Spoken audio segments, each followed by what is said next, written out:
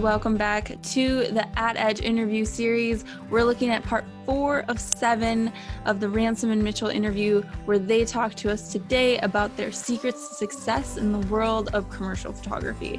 If you want to look at parts 1 through 3, I'm going to leave those links down below in the description. Feel free to check them out. If you've found any valuable tools to help you in the world of commercial photography. Well, commercial-wise, I would say that a lot of our focus creatively is doing more CG work, doing more conceptual things that are done in a way that is even more than just Photoshop, but working dimensionally, creating cinemagraphs, creating motion pieces. So that's just technically the creative work of just challenging ourselves to continue to improve our skills and not be afraid of technology, of learning new programs that then also help our fine art with. It helps creatively. Like if you know how to make something differently, you can apply it everywhere. Yeah.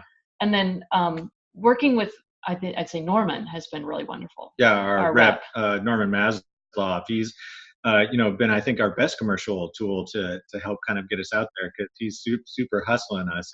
Right. And I think, it's always gets into the point where somebody can understand what you're doing and then help others understand what you're doing. So not only do they understand, but they can communicate what's the benefit to somebody else.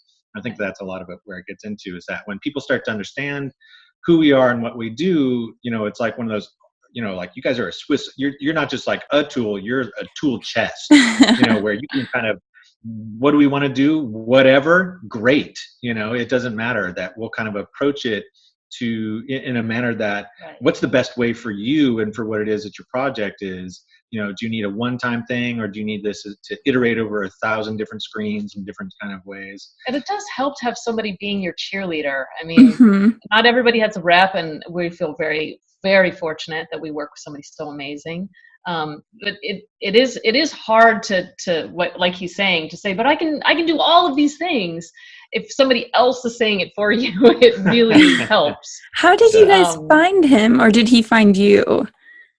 Well, I did a lot of stuff with the APA in San Francisco. I was the board chair for a while and did a lot of different events with them. Norman used to be in San Francisco. He was born in San Francisco, lived here for a long time.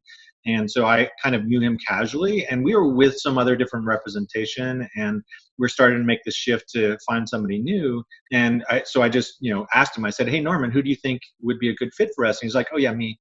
Yeah, it worked out. Because he was actually looking for somebody who had CG, who had kind of complex compositing, because that's really our sweet spot, is creating things that don't exist. And are hard to exist.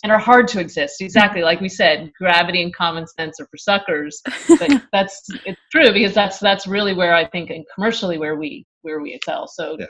Well, I think, one of the other kind of important tools for us in the commercial photography idea is that we have an idea of a distinct style, and part of that involves not only just this really constructed an idea of important lighting and shape, but also a really important that message plays a real strong part of it.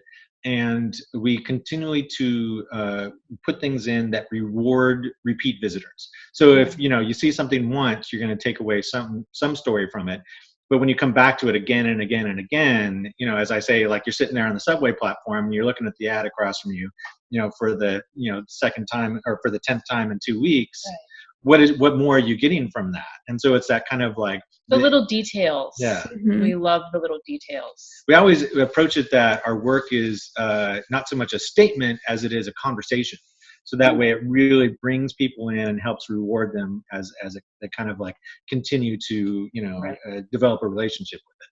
Right. I feel like that's very unique in the commercial world. It's very fine arty of you to say, kind of, because when you look at a fine art piece, it's something you usually want to look at again and again or spend a lot of time with. So it's interesting that your commercial work also has that aspect of depth to it. Even the simplest of images needs to have something in there that, and it's the little details that can really speak volumes. And it requires no extra effort, really. I mean, just all it requires you is just think about it. Like, well, why is that person wearing that color? Well, why have we chosen that table? Is the light, when it comes from this direction, what is it doing to the scene? It's just like asking the basic questions before you even click the shutter, and then it's all there.